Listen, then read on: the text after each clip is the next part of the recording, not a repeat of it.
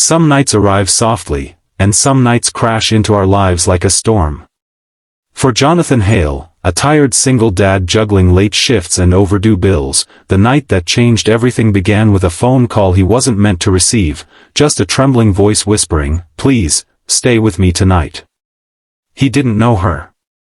He didn't know her story, but something in her voice felt like a plea he couldn't ignore. Before we dive in, make sure to subscribe to Kindness Lights, hit that like button, and share your thoughts in the comments.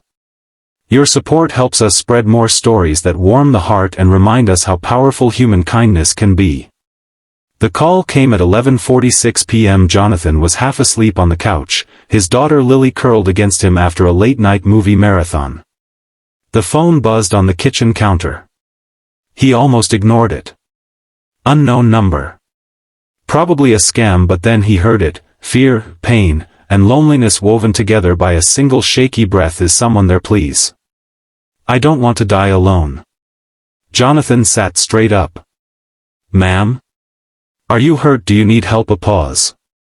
A small gasp. "You're not my driver. I dialed the wrong number." Another pause. "I'm sorry. Forget I called." He could have hung up. Most people would have, but Jonathan heard something in her voice. A quiet cracking sound, like a person trying desperately not to fall apart. "Are you safe?" he asked softly. A long silence followed. Then a fragile confession. "I'm at St. Mary's Hospital. They say my time might be short. I just didn't want to be alone."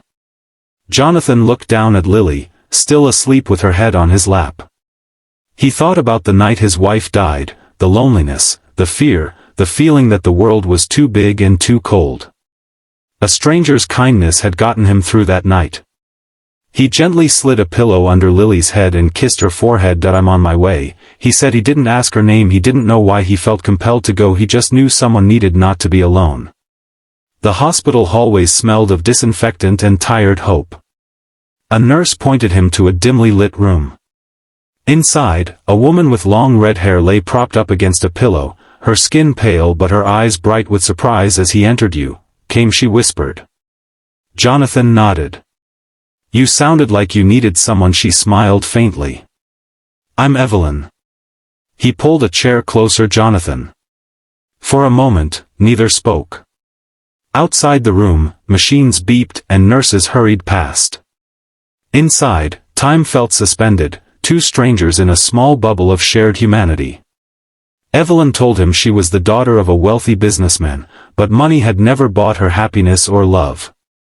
Her family had drifted apart long ago, and her father, buried in business deals, hadn't visited once. "That I've spent my whole life surrounded by people," she murmured, "but I've never felt truly seen." "Isn't that strange?" Jonathan listened. Really listened. It was something she wasn't used to. Hours passed. She asked about Lily, and Jonathan told her how he was doing his best to raise her, how they laughed through the hard days and held each other through the harder ones. "You're a good man," Evelyn said quietly. "The world needs more people like you." He shook his head. "I'm just a guy who answered his phone." But Evelyn smiled, as though she knew the truth, that answering a phone, showing up for a stranger, was not something just anyone would do. Sometime around 2 a.m., Evelyn suddenly winced, clutching her side. Jonathan stood up immediately. She waved him off. "It's just the pain," she whispered. "It comes and goes." He reached for her hand without thinking. She squeezed it gratefully. "Thank you," she breathed. "For being here. I know you don't owe me anything." Jonathan shook his head. "Kindness isn't a debt. It's a choice." Tears filled her eyes. She looked away so he wouldn't see, but he did. He stayed anyway. As the hours passed, Evelyn's breathing steadied. The worst of the storm passed, though the fear didn't entirely leave her eyes. "Can you stay just a little longer?" she asked. He nodded. "I'm here." Morning sunlight crept into the room, touching Evelyn's cheeks with a warm glow. A doctor entered, startled to see Jonathan there. "Her condition stabilizing," he said. "She made it through the night." Evelyn exhaled shakily. Jonathan didn't realize just how tightly she'd been holding on to life when the doctor left. She looked at Jonathan, her eyes soft. "You saved me," she whispered. Jonathan shook his head. No. The doctors did. She smiled, small, knowing. You saved my heart. Jonathan wasn't sure what to say. He wasn't used to being anyone's hero. He thought of Lily, of how proud she'd be if she knew why he'd gone out last night. Evelyn reached into a drawer and pulled out a small silver locket.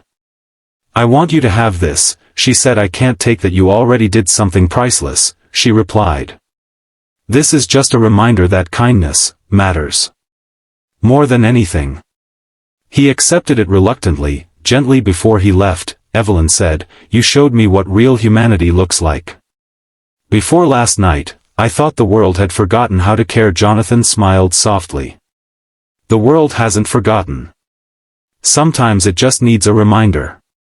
As he stepped out of the hospital and into the golden morning light, he felt something he hadn't felt in a long time, a quiet certainty that kindness, offered freely, had the power to change lives. Not just Evelyn's, his own, too.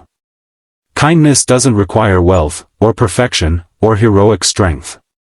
Sometimes it's as simple as answering the phone, showing up, sitting beside someone who's scared. If this story touched your heart, let it be a reminder you never know whose life you might change with a single act of kindness. Thank you for watching, and remember, every small light matters.